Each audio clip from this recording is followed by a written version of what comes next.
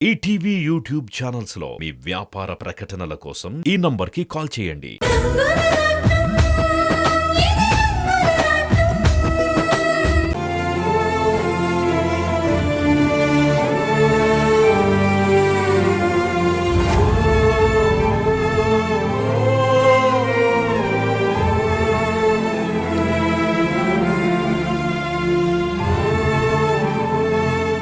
ఏంటిది? ఈరోజు ఇంత దూరం నడుస్తున్నా ఒక్క ఆటో కూడా కనిపించట్లేదే. తొందరగా ఇంటికి వెళ్ళాలి. అమ్మా, అసలే ఒంట్లో నీరసంగా ఉంది. దానికి తోడు ఈ ఎండ మరింత చంపుతుంది. తొందరగా ఆటో దొరికితే బాగుండు.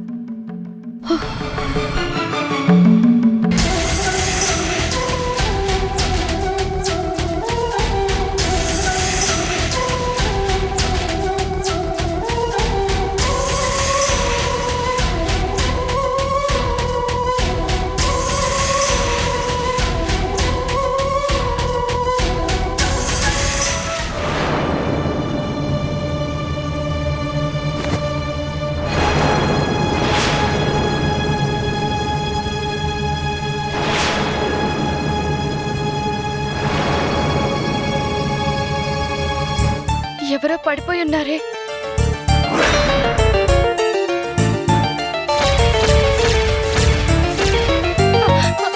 అక్క, అక్క, అక్క, అక్క, అక్క, అక్క, లే అక్క, అక్క,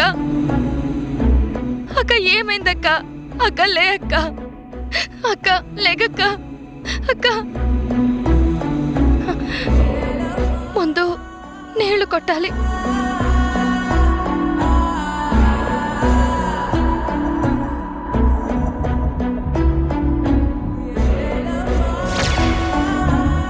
అమ్మా, ఏంటమ్మా? మీ దగ్గర నీళ్లున్నాయా? ఉన్నాయమ్మా. అయితే కొంచెం వాటర్ ఇవ్వరా? బాటిల్ ఇవ్వు. అక్కడ మా అక్క ఎండ వేడికి మాడిపోతుంది. దయచేసి సహాయం చేయండి. తీసుకోండి. Thank you. అక్క, అక్క, అక్క, ఏమైందక్క?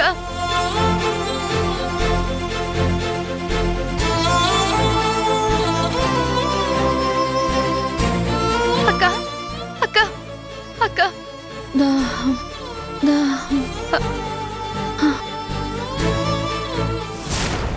తాగక్క.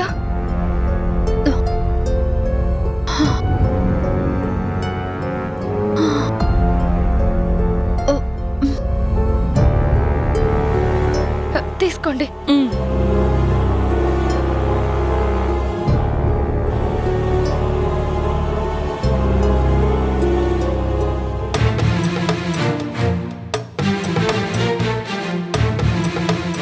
అక్క కదులుతుంది. అమ్మో, అక్క కళ్ళు తెరిచిందంటే, నన్ను చూసిందంటే అక్కకి నేను కనిపించకూడదు.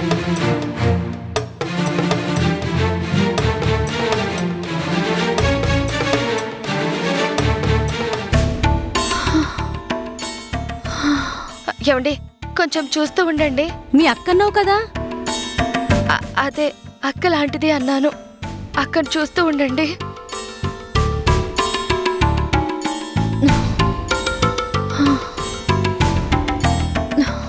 వాటర్ తాగండి.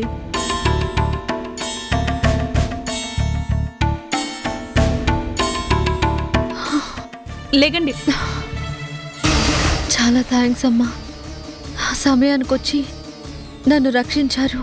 సమయానికి చూసింది మేం కాదమ్మా, ఒక అమ్మాయి చూసింది. అవునా? ఎవరా అమ్మాయి? తెలియదమ్మా. నిన్ను కాపాడ్డానికి మా సహాయం కూడా అడిగింది. నువ్వే తన అక్కని అబద్ధం చెప్పినట్టుంది. తెలివి రాగానే వెళ్ళిపోయింది.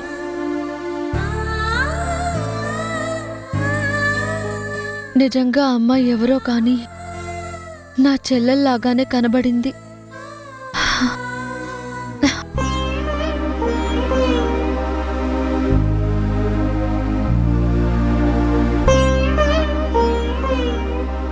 సరే అమ్మా, పర్వాలేదు.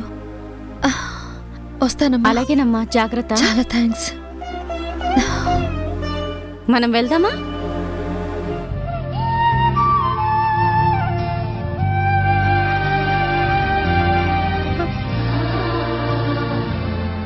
అక్క, చాలా రోజులకి నిన్ను చూశాను అన్న ఆనందంతో పాటు ఇలాంటి పరిస్థితుల్లో చూసినందుకు నాకు చాలా బాధగా ఉందక్క.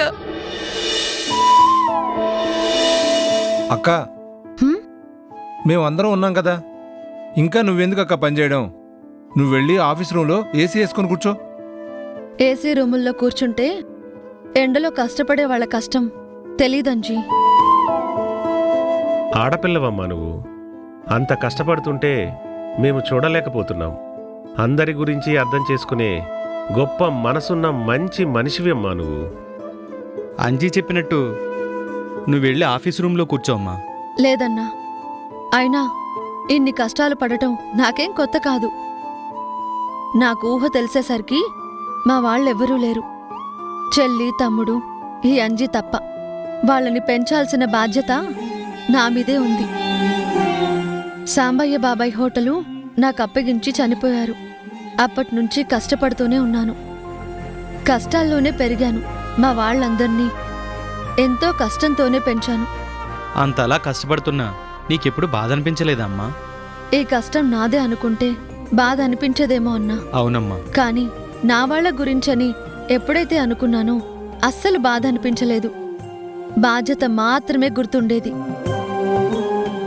తర్వాత రాధాగారొచ్చాక నాకు పెద్ద సపోర్ట్గా నిలబడ్డారు. నేనెన్నోసార్లు కష్టాల్లో ఉన్నప్పుడు నా కన్నీళ్లు తుడిచి నాకు ధైర్యం చెప్పిన మనిషి. అలాంటి మంచి మనిషికి ఇలాంటి పరిస్థితి రావడం నిజంగా చాలా బాధగా ఉందన్నా. మళ్ళీ ఆయన కోలుకోవాలి, మామూలు మనిషి అవ్వాలి. దానికి ఏం చెయ్యాలో నాకు అర్థం కావడం లేదు. మంచి వాళ్ళకి మంచే జరుగుతుంది. దేవుడు తప్పకుండా ఏదో ఒక ఆధారం చూపిస్తాడు. అమ్మా రాణిమ్మా, ఏంటి వీరయ్యా? రాధాబాబుని మళ్ళీ మామూలు మనిషిని చేసే అవకాశం దొరికిందమ్మా. ఏంటి వీరయ్యా, నువ్వు చెప్పేది నిజమా? అవునమ్మా, డాక్టర్ అగర్వాల్ అని చాలా పెద్ద డాక్టర్ అంట. ఇప్పుడు మన సిటీకి వస్తున్నారు. కళ్యాణ్ హాస్పిటల్లోనే ఒక పెద్ద వ్యాపారవేత్తకి రాధాబాబుకి అయినట్టే అయిందంట. ఆయనకి ట్రీట్మెంట్ చేయడానికి వస్తున్నారమ్మా. ఆ డాక్టర్ గారు తలుచుకుంటే ఎలాంటి వ్యక్తికైనా లేచి నడిచేలా చేస్తారంటమ్మా. ఆయన్ని కలిసి రాధాబాబు గారి గురించి చెప్తే తప్పకుండా మామూలు మనిషి అవుతారు. మరి అంత పెద్ద డాక్టర్ అంటున్నావు, డబ్బులు కూడా ఎక్కువ తీసుకుంటాడేమో. అంత డబ్బు మన దగ్గర ఎక్కడుంది? ఆహా, డబ్బు సంగతి తర్వాత అంజీ. రాధాగారు మామూలు మనిషి అవుతారంటే తల తాకట్టు పెట్టైనా ఆ డబ్బు తీసుకొద్దాం. ముందు ఎలాగైనా ఆ డాక్టర్ గారిని కలవాలి, రాధాగారి గురించి అడగాలి. చెప్పాను కదమ్మా, ఆ దేవుడు ఉన్నాడు అని. మీరు ఆ డాక్టర్ని కలిస్తే మంచే జరుగుతుంది. అవునన్నా, మీరు చెప్పినట్టే జరుగుతోంది. రాధాకృష్ణ గారికి నయం అవ్వాలి, మళ్ళీ ఆయన ఎప్పట్లాగే నడవాలి.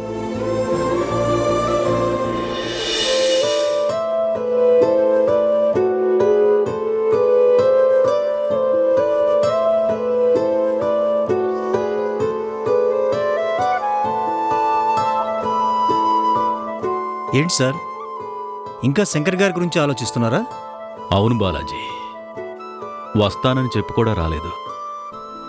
కనీసం ఆ తర్వాత ఫోన్ కూడా చేయలేదు. నేను చేస్తానంటే నువ్వు వద్దు అన్నావు.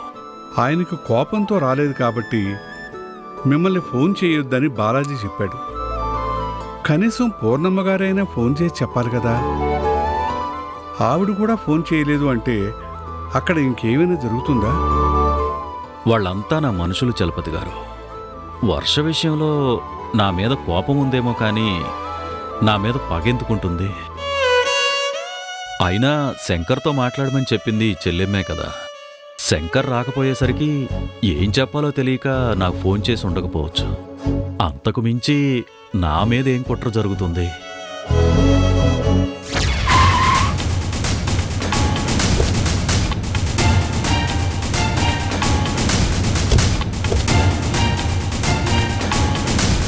సూర్యం, సూర్యం, సూర్యం,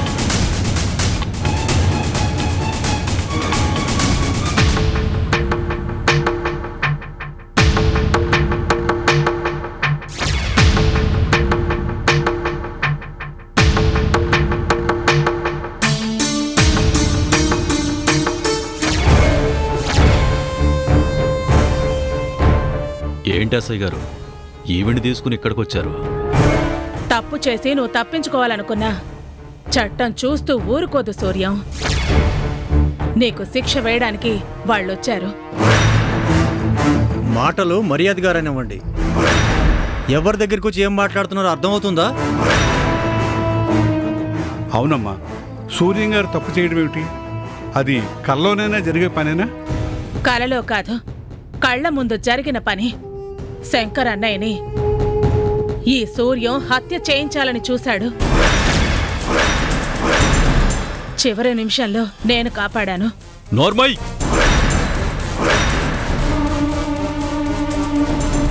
శంకర్ని నేను చంపించాలనుకోవడం ఏంటి? గట్టిగా అరిచినంత మాత్రాన నిజాలు అబద్ధాలు కావు సూర్యం. శంకర్ అన్నయ్యని మీరొక చోటికి రమ్మని చెప్పారా లేదా? అవును, రమ్మన్నాను. కానీ శంకర్ ప్రసాద్ గారు అక్కడికి రాలేదు కదా. మా అన్నయ్య వచ్చారు, కానీ ఈ మనిషే రాలేదు.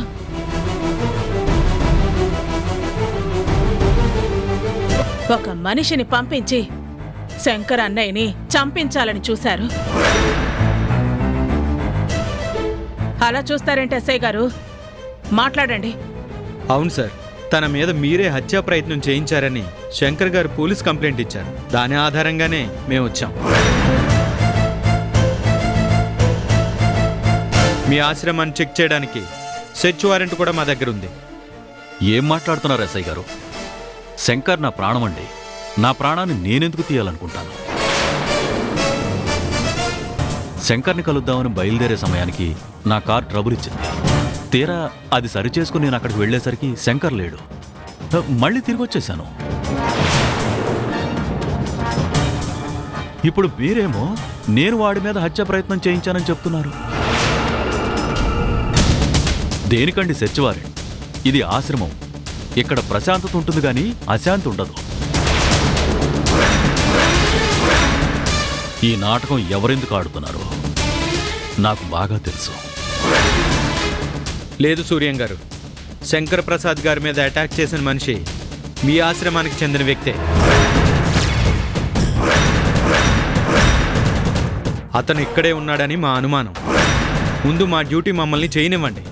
వాడు దొరికితే అన్ని విషయాలు బయటకు వస్తాయి. ఏంటి ఎస్ఐ గారు, కొత్తగా మాకు రూల్స్ చెప్తున్నారా? ఆయన కంప్లైంట్ ఇచ్చినంత మాత్రాన ఇక్కడ తప్పు చేసినట్ట? మాకు కూడా పలుకుబడి ఉంది. కాస్త ముందు వెనక చూసి మాట్లాడితే మీకే మంచిది. బాలాజీ, మనం తప్పు చేయనప్పుడు భయపడాల్సిన అవసరం లేదు. ఎస్ఐ గారు, మీ పని మీరు చేయండి. వెళ్ళండి. కానిస్టేబుల్స్ రండి. ఏంటయ్యా, ఏం జరుగుతుంది ఇక్కడ?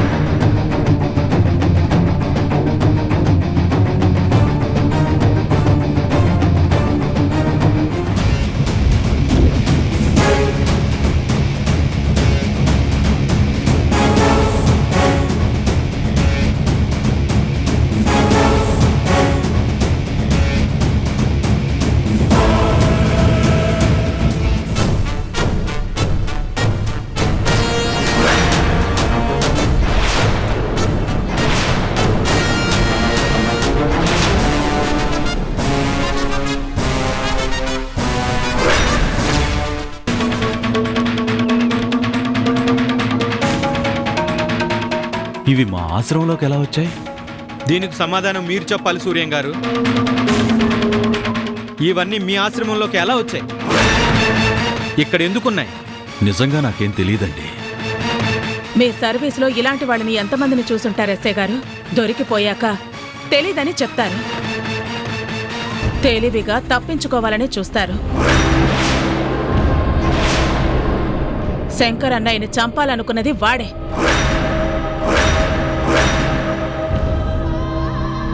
నేను పట్టుకోబోతే పారిపోయాడు. ఖచ్చితంగా వాడిక్కడే తలదాచుకుంటాడు అనుకున్నాను. నా అనుమానమే నిజమైంది. ఇప్పుడు చెప్పండి సూర్యం గారు, ఏం చెప్తారు? చెప్పు నారాయణ, నువ్వు నా శంకర్ని చంపాలనుకున్నావా? అన్నం పెట్టి చేరతీసిన నాకే నమ్మక ద్రోహం చేయాలనుకున్నావా?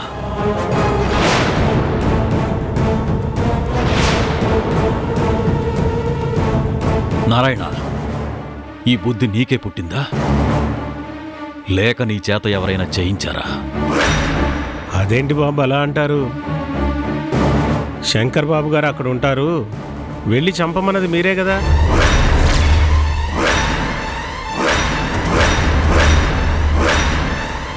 మరిప్పుడేంటి ఇలా మాట్లాడుతున్నారు? మీరు దొరికిపోతారనా? నారాయణ! సూర్యం గారు ఆగండి.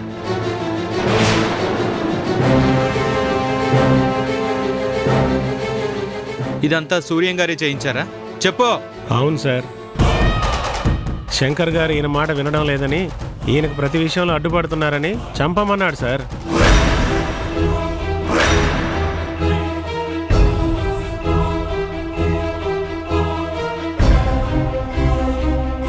ఆయన్ని చంపితే నువ్వు నేరస్తుడు అవుతావు కదా, మరి నువ్వెలా ఒప్పుకున్నావు? అన్నం పెట్టిన దేవుడు సార్, అడిగితే కాదని ఎలా చెప్తాను? నాకేమీ కాకుండా చూసుకుంటాను అన్నారు, కానీ ఇలా దొరికిపోయేసరికి అందుకే భయం వేసి నిజం చెప్పాను సార్. Constables, arrest him. ఆగండి! ఎవరినండి అరెస్ట్ చేసేది? ఇది మా స్థలం. సూర్యం గారిని ఇక్కడి నుంచి తీసుకువెళ్ళాలి అంటే మా అందరి శవాల మీద నుంచే తీసుకువెళ్ళాలి, లేదంటే మీలో ఒక్కరు కూడా బయటికి వెళ్ళరు.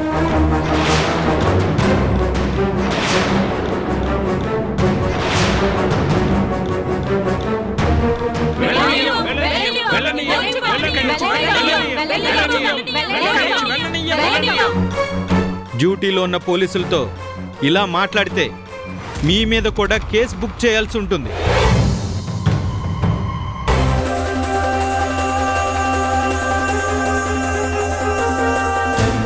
మర్యాదగా మా పని మమ్మల్ని చేయనివ్వండి, లేదంటే లాఠీ చార్జ్ చేసి ఇక్కడి నుంచి ఆయన్ని తీసుకెళ్లాల్సి ఉంటుంది.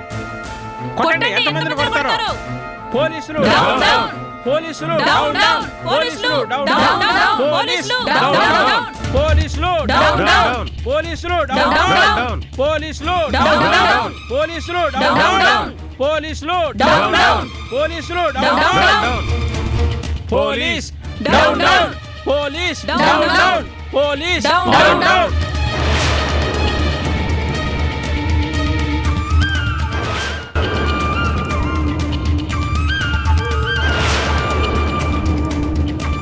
నేను ఈ మనిషిని నమ్మి మోసపోయాను.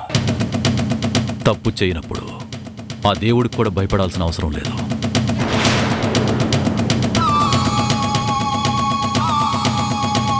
నిజమేంటో న్యాయస్థానంలోనే తెలుస్తుంది. మీరెవరూ అడ్డు రాకండి.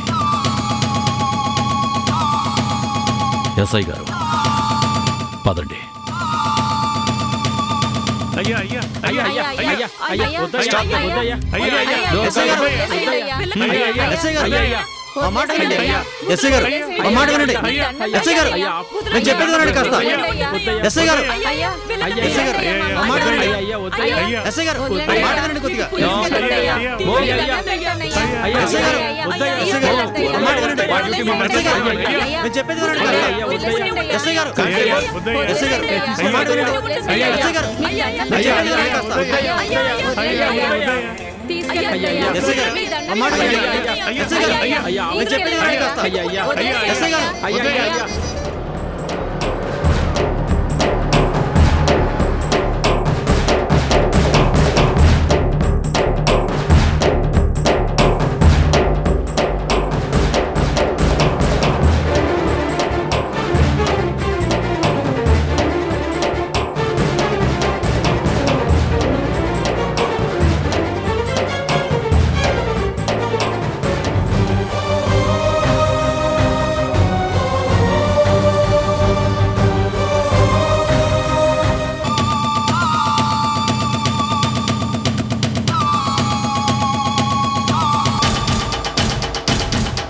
Granny granny